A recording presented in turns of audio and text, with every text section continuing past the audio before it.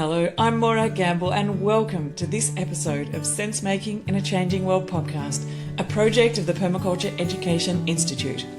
I invite you to join me each week in conversation with leading permaculture-related educators, thinkers, activists, authors, designers, and practitioners to explore the kind of thinking and action we need to navigate a positive and regenerative way forward, to myceliate possibilities and share ideas of what a thriving one planet way of life could look like. My guests offer voices of clarity and common sense. This week, I'm joined by Cynthia Jurs from New Mexico, author of Summoned by the Earth. The question she explores is, how can we bring healing and protection to the earth? Her book offers a riveting account of one woman's response to the challenges we face and is an invitation to become sacred activists, heeding the call of the earth. Cynthia became a Dharma teacher in 1994 in the Order of Interbeing with Master Thich Nhat Hanh, and in 2018 she became an honorary lama in recognition of her dedication in carrying out the Earth Treasure Vase practice.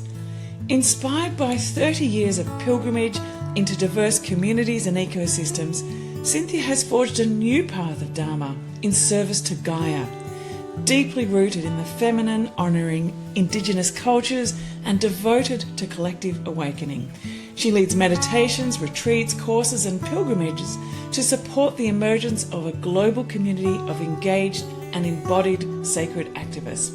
But before we head to the conversation, I'd like to first acknowledge that I'm recording this episode from my hand-built solar-powered studio here on beautiful Gubbi Gubbi country with Jinnaburra lands to the east, and I'm surrounded by my permaculture forage gardens in a permaculture eco-village.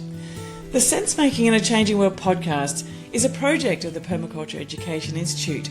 We teach permaculture design, teaching and livelihood skills online to people on 6 continents, who in turn localise and enrich it and find appropriate ways to apply the planet care ethics of earth care, people care and fair share wherever they are.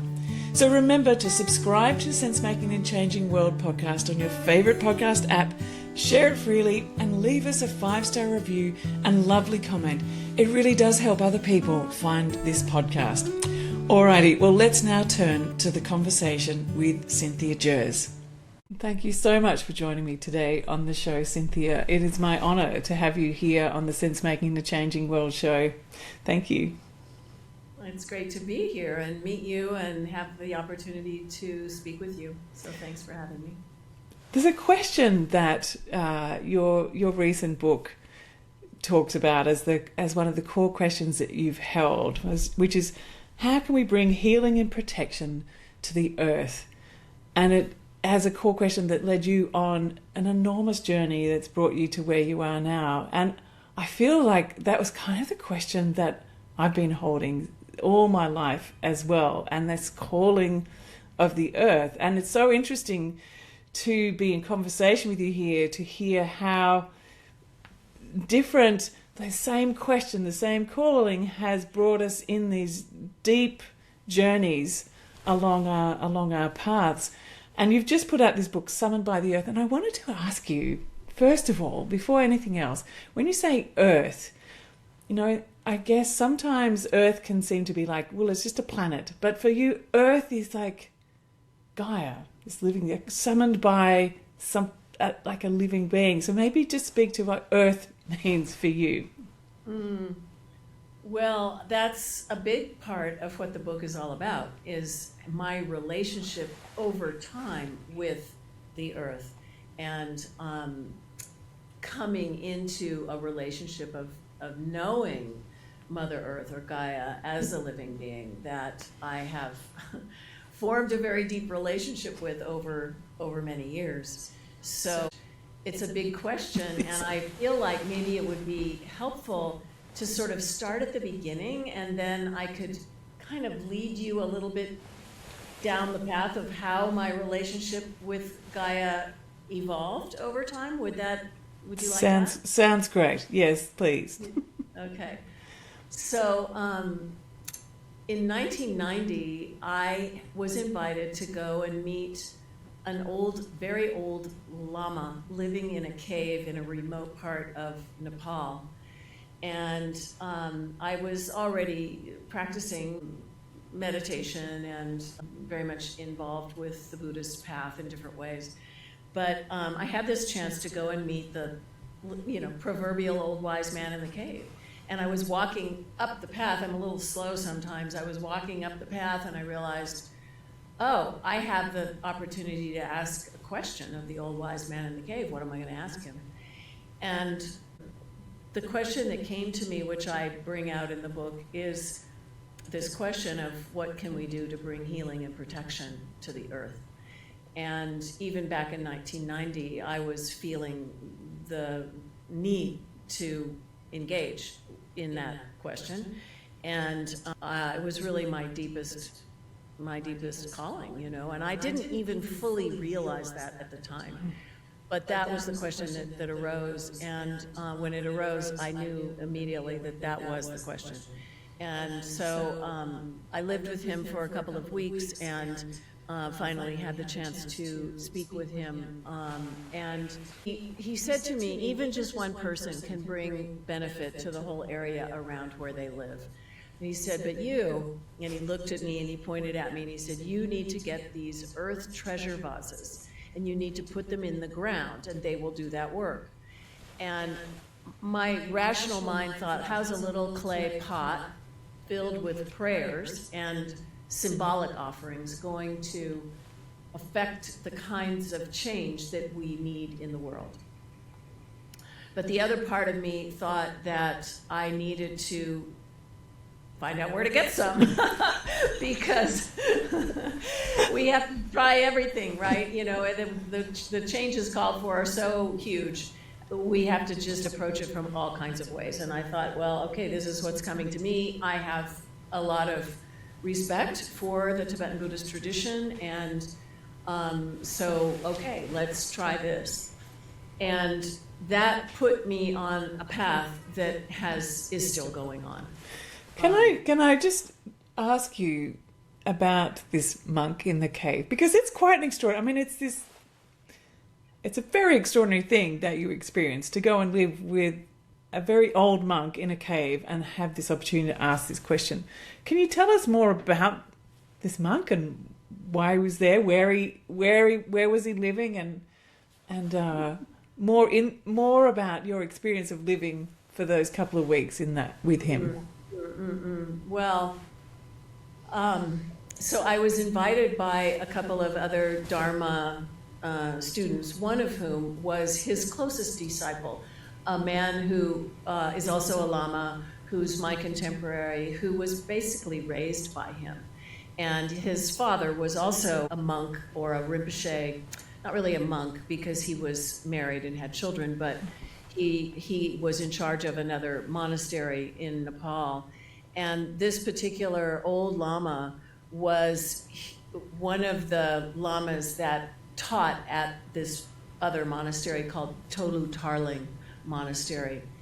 And my friend and contemporary Lama Nawang Sultram Zangpo Rinpoche, he invited me and my friend to go and meet this old lama. So he had been brought up inside of the tradition, and basically he loved this lama like he was his second father. And we were so lucky to be able to go and meet him. He died the next year after we were there, so it was very fortunate. And he lived probably, it's about, I would say, over 13,000 feet in altitude, way up in the mountains in the Everest region. So, but in a little part of the, like off the trail, off the main trail, in a place that was just tucked into the side of the mountain that you would never even know was there. And it was like a huge rock face coming down, and at the base of that big rock face were caves. And the cave that he lived in was like about a 2-room, it was large, but it was about a 2-room space that had been kind of built up inside and around. So there was a door and there was, a couple of windows, so it could be sealed off from the elements. And there were a lot of caves in the area there where yogis would go and practice and, you know, be way up in the mountains. So you're looking out at eye level at the peaks, you know, and the space in between.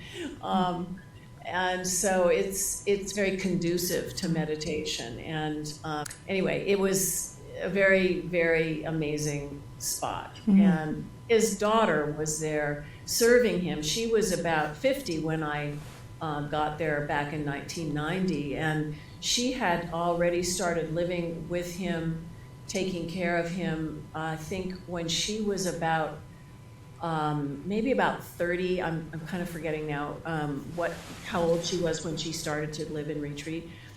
But then in 2018, I finally went back to, you know, revisit this amazing site, and she was still there, and she's like close to 80 back in 2018. So she's been there in retreat herself, you know, all this time.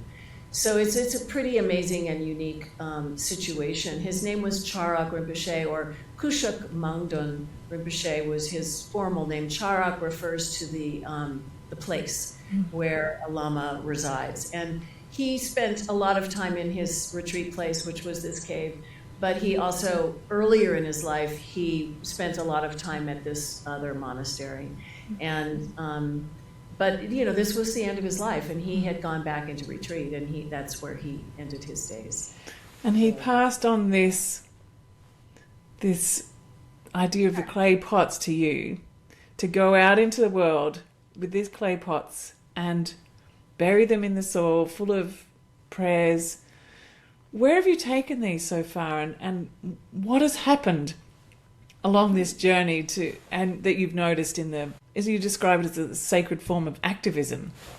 Yeah, I often refer to it as sacred activism. And, you know, one of my teachers is a Vietnamese Zen monk named Thich Nhat Hanh, who really did a lot for this whole notion of what he calls engaged Buddhism. So, you know, it's one thing to meditate and go into those states that meditation invites us into, which is very helpful.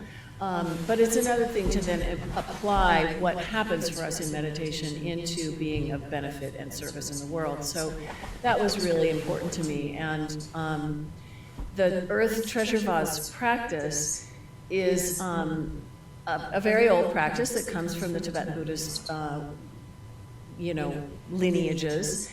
And, but it was really a practice that was brought forward in our times. Like, it had been around for a long time, many, hundreds of years actually. But it was recognized that this was a practice that was necessary for our world today.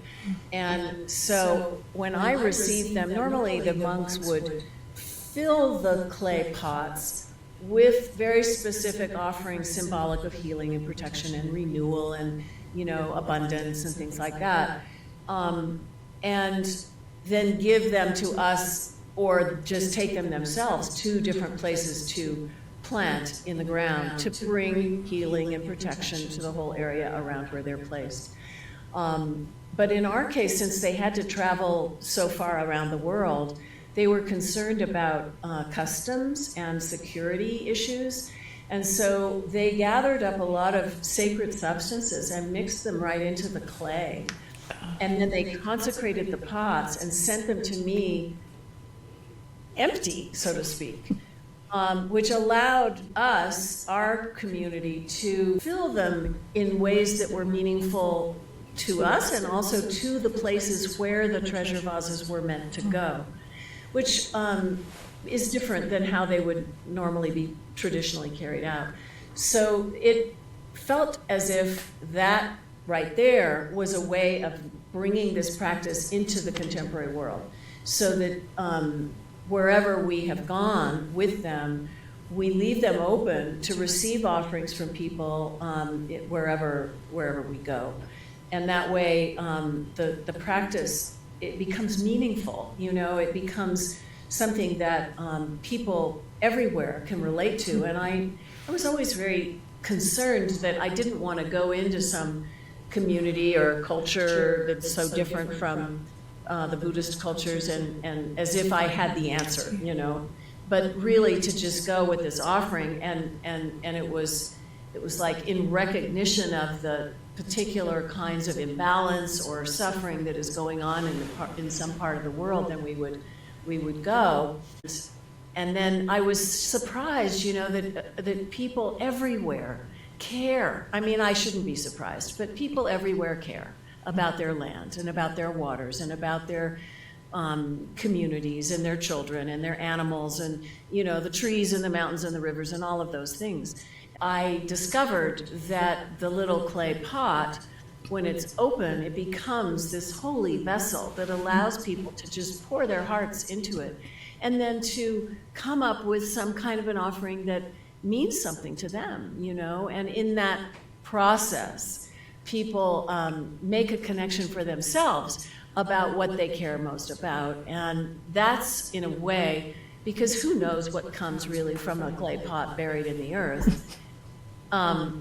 What we can say is that you and I are catalyzed into connecting with what we love and care about most, and then we become vessels of the holy. Yeah, that's super powerful. Mm-hmm.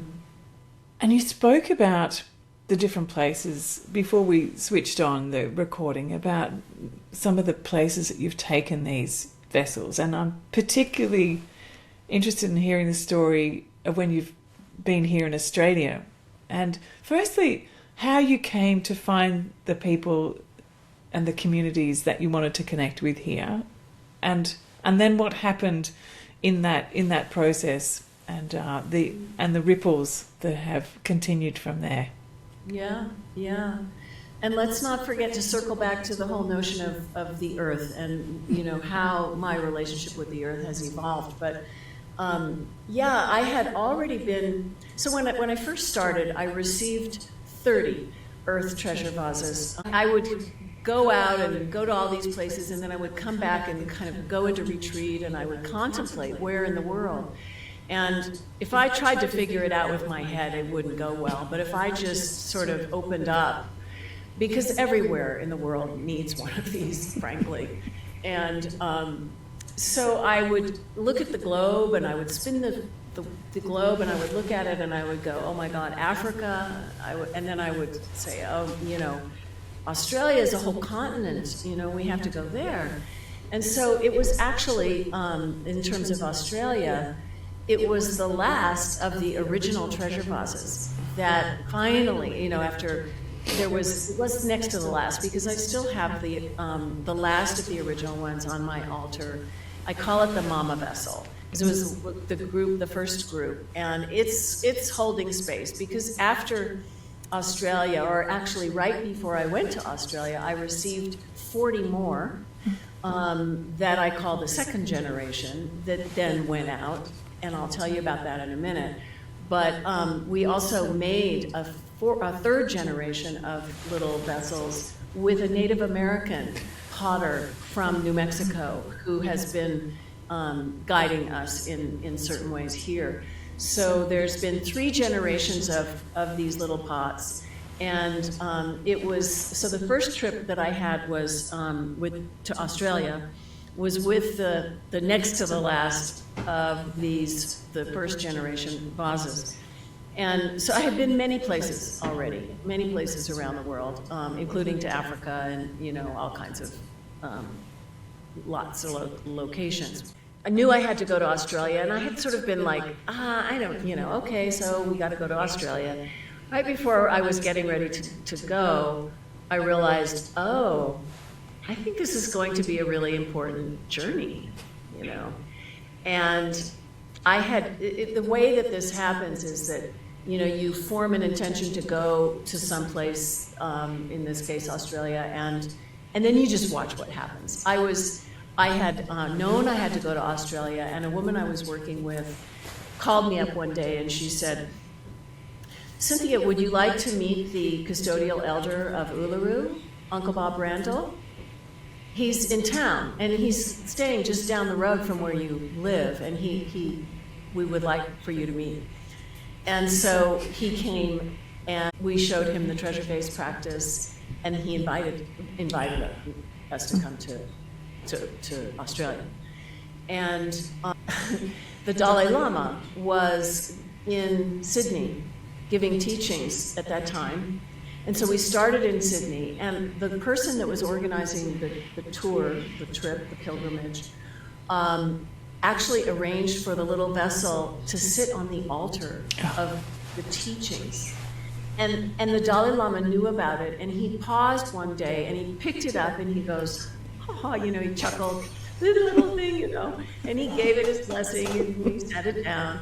And then we did this whole thing. Then we went on to, we had welcome to country everywhere we went. And we went to Uluru, and we met with Uncle Bob and his wife, Barbara Randall, at the time. And he gave us an incredible blessing. And then we went to Northern Territory because there had been a kind of movement to take the vase up into Kakadu. And so we were sort of heading in that direction. And we got up into, in between, outside of Darwin on the way up there. And a woman who was on our trip working as a driver and a cook, who was very connected to the Aboriginal community up there, introduced us to this wonderful elder named Auntie Margaret Catherine. And she was from the Jawan people. And she had her whole mob, and they were there, and we came to each other at this roadhouse in the middle of nowhere, and there she was. And we all kind of greeted each other and everything. And then we asked her if she would like to join us and sort of be our guide. And she chuckled and said, why, of course, and she just jumped in barefoot with her little purse into our, vehicles, four-wheel drive vehicles, and went with us.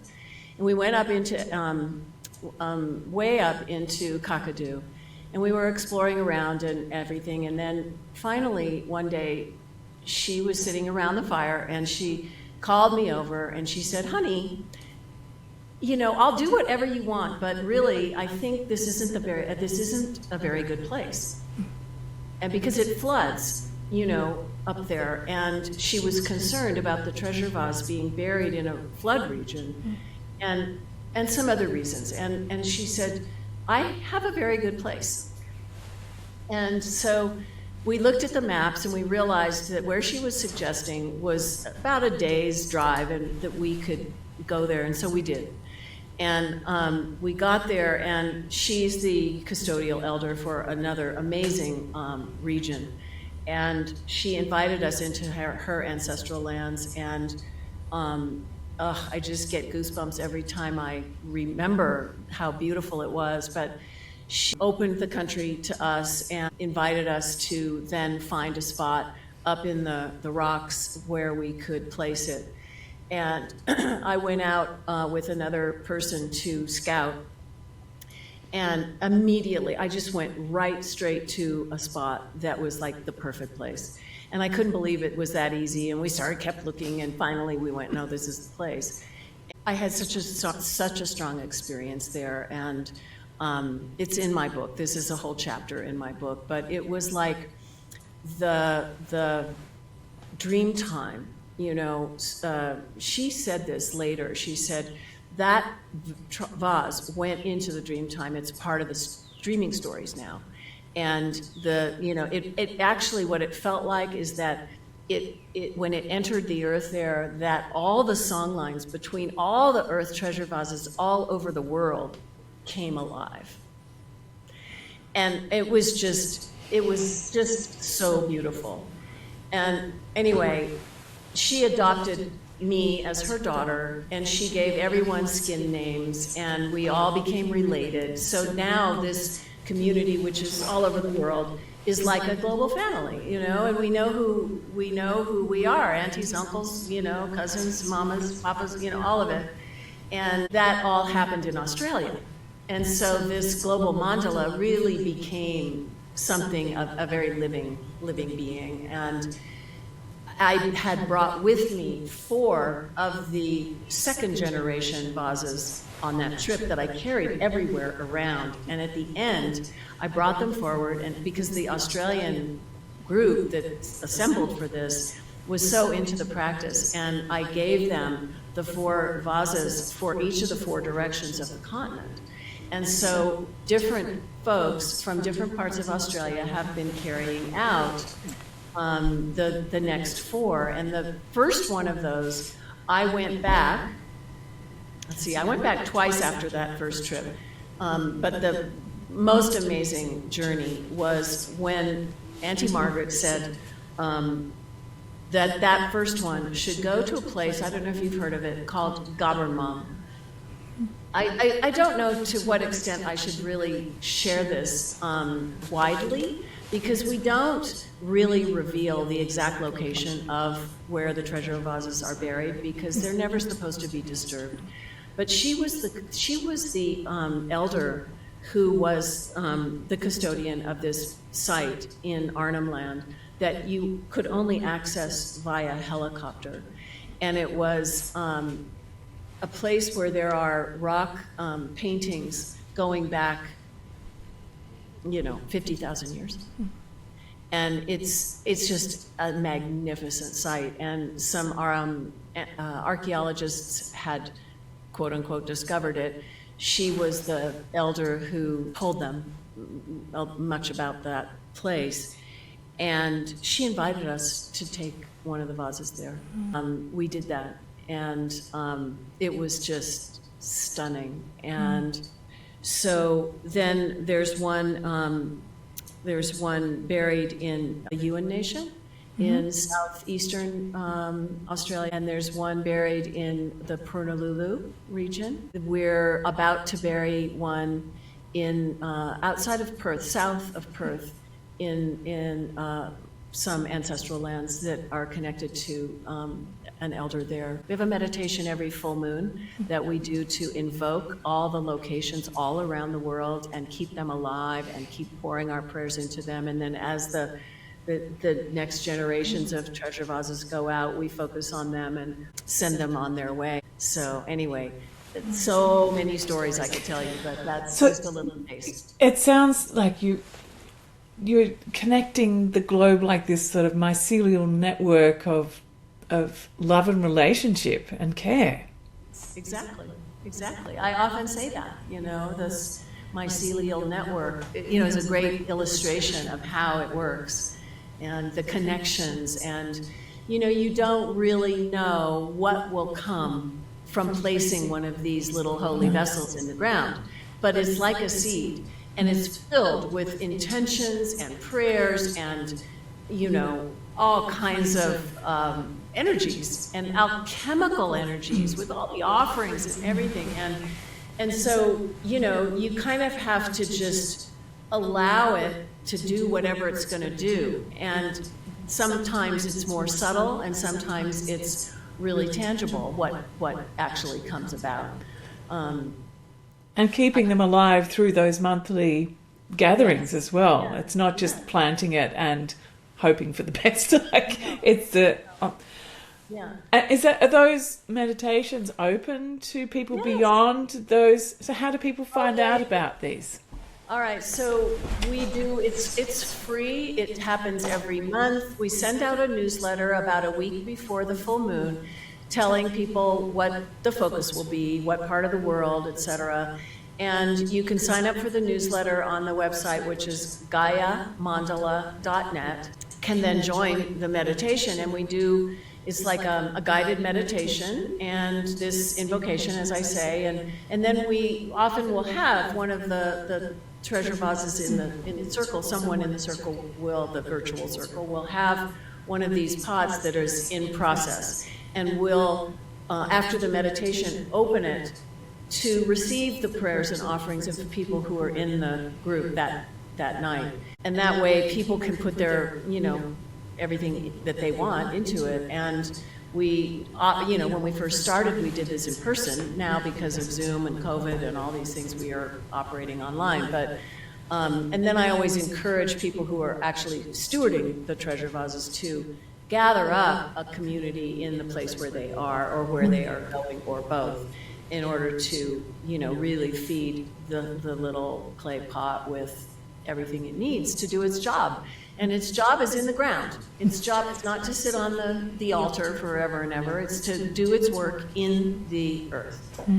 And so you can join. We love to have new people come in, and because it's very, the world is a big mess right now, and everything's coming apart at the seams, and it's, overwhelming to figure out, well, what can I do? I'm just one little person, stuff like that, but the practice really is inspiring, and it is uplifting, because even though we're going into and focusing some on the suffering that is in the world and what needs to be healed, we're also imagining what the world would look like if the healing were accomplished.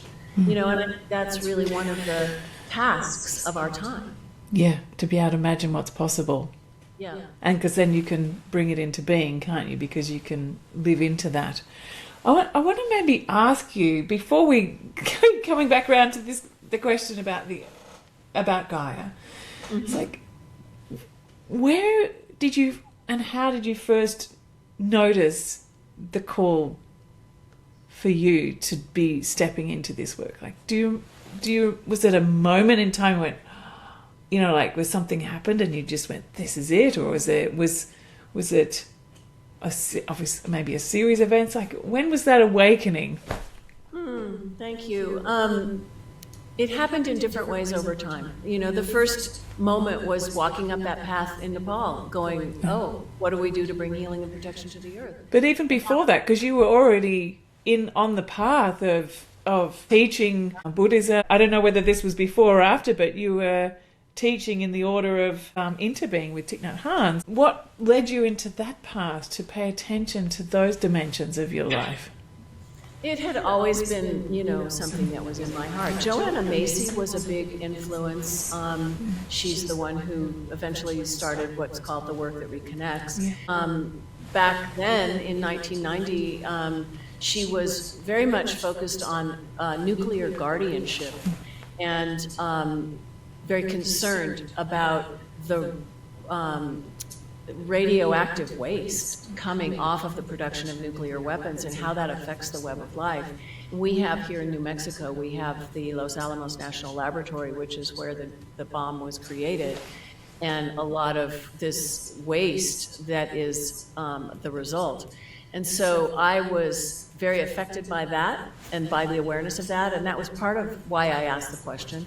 I had also already encountered the teachings coming out of Colombia from the Kogi people, the elder brothers and sisters who have given this warning, about the imbalance in relationship to the earth, and so many indigenous cultures which have been trying to get our attention for a very long time. And so that was all in the mix. So I went to Congo. I went to Liberia and Congo in Africa. Those two stories are also in the book. They're very powerful stories about in Liberia, post-Civil War, working with ex-combatants to bring healing and peace. And then in Congo, another place, I didn't want to go, to some of these places because it's like, those are pretty heavy places. And Congo has been considered the rape capital of the world. And I have my own history of rape, and most women, and some who aren't even women, have that same history. It's very much of an epidemic across the whole planet, in every culture, on every street corner, in every family, et cetera, et cetera. And so I had a realization that I need to go to Congo, and that was when I really made the connection between the rape of the earth and the rape of women, and the importance of addressing certain core wounds. Like if we're talking about global healing, what are the core wounds that we need to address in order to accomplish that? The rape of the earth and the rape of women is one of those, and the colonization of indigenous peoples is one of those, and so that's something that we're still in an exploration around. But that was another moment of getting very activated myself, because it was very personal to me, about the calling. But you know, I love and adore this beautiful blue-green planet we call home. You know, it's so beautiful and so wonderful and so, you know, like to me, okay, so this will get into that question about the earth. To me, the web of life, you know, is just the most beautiful teacher that we will ever find. And having been steeped in a tradition, the Buddhist tradition, with many gurus and teachers, you're sort of asked to consider your teacher as a guru. And the way that the path opens up is through that relationship with the teacher. But there's so much abuse, Morag, in these systems.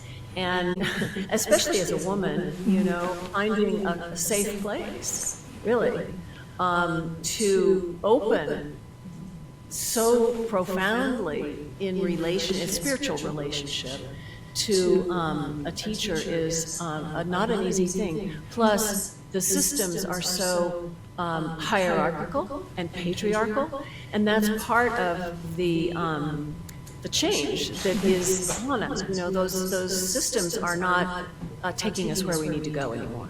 In fact, they're contributing very directly to the abuse and the problems that we're seeing in every direction.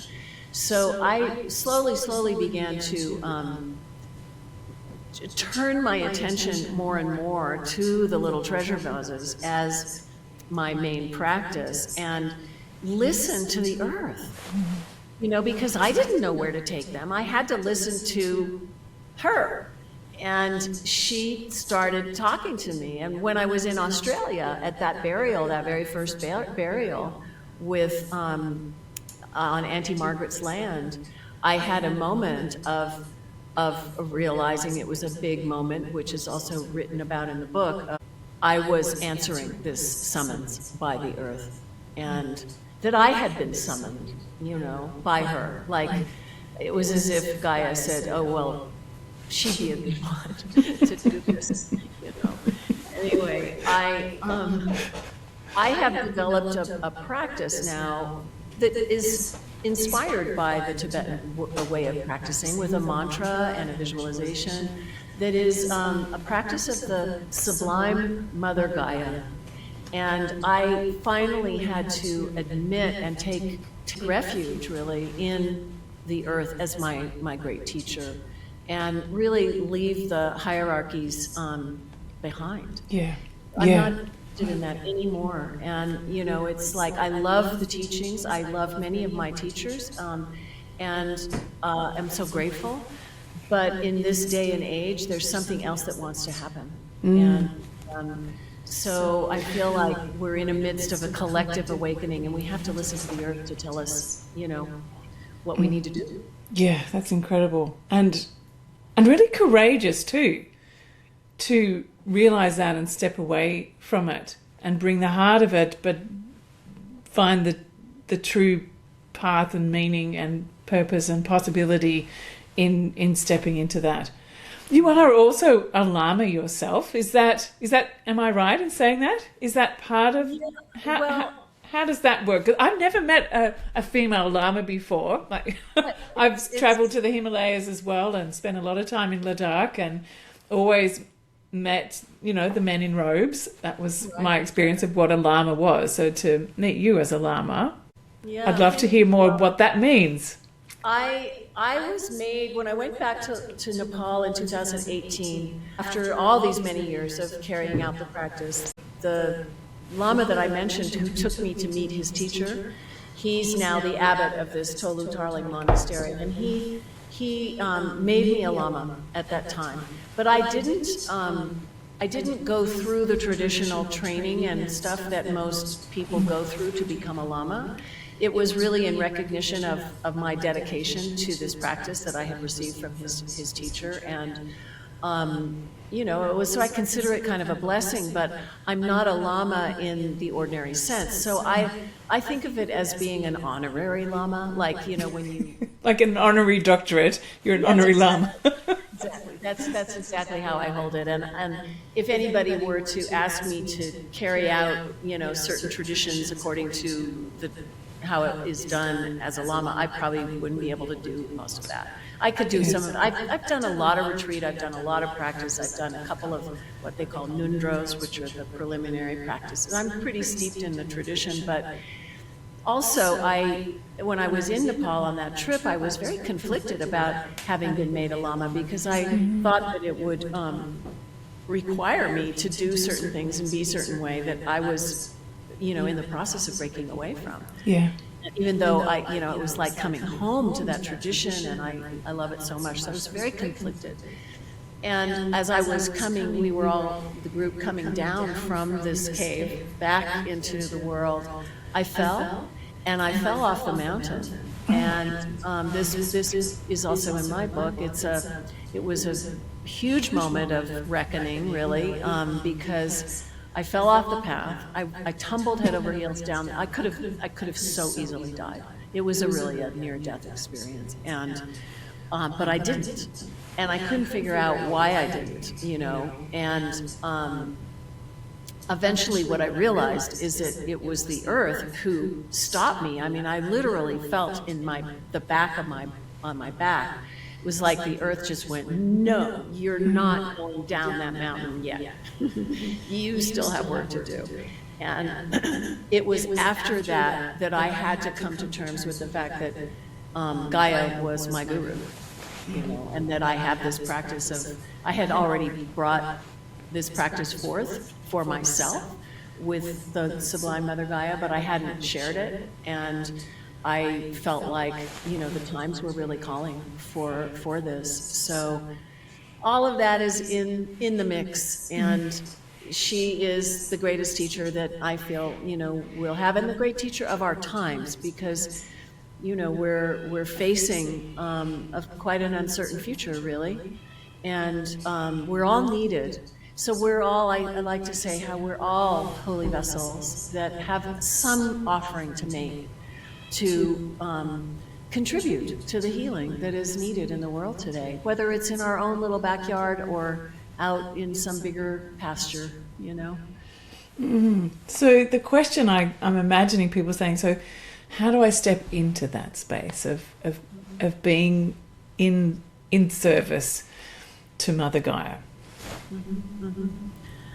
Well, you know, one way to do it is to go outside and find a tree or a rock or a stream or, you know, some connection to nature, and then stop and just open, you know, and listen and invite a relationship and ask, you know, how can I be of service? And don't go up into your head to try to figure it out, because that's just more of the same old stuff. But when we drop into that deeper place, and meditation can help with this, you know, to get out of our own way, to stop all the incessant activity of the thinking mind, and just rest in awareness and open attention. And when we do that in nature, we can really, you know, be guided. I mean, you know, and the birds will sing right at that moment to get your attention, or the wind will rustle in a certain way and the leaves will fall, and, you know, it's like paying attention to the signs that come to support us, because nature is very responsive.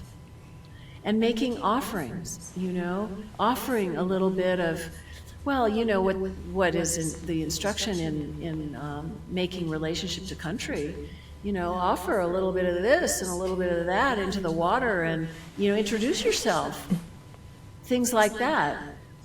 Say hello to the trees and tell them where you come from, and that sort of thing is so wonderful as a way to begin to open that conversation, and then to find a sympathetic community. I mean, this is why we now have this Gaia Mandala global healing community. Is there's a number of practices, the full moon I mentioned, that we do with the treasure vases, and then we have a very simple mindfulness practice that we do twice a month on Zoom, and the Gaia practice I was just talking about, and different things that facilitate that understanding and connection and being and capacity to listen and to respond to what is my gift, So that's helpful, but that's... Thank you. Yes, that's beautiful. And it's something that anyone and everyone can do wherever you are.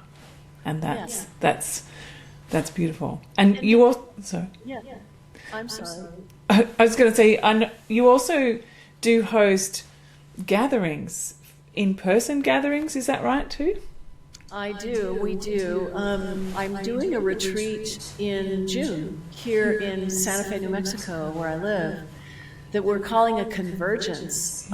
It's kind of a opportunity for people who are inspired by this practice of global healing to come together and to really sing up the song lines, activate the mandala, because the times that we're living in are so demanding that we get connected. We have probably 12 to 15 of the treasure vases in process coming with their stewards to the retreat to, make offerings and put our energies into those particular ones that are in process.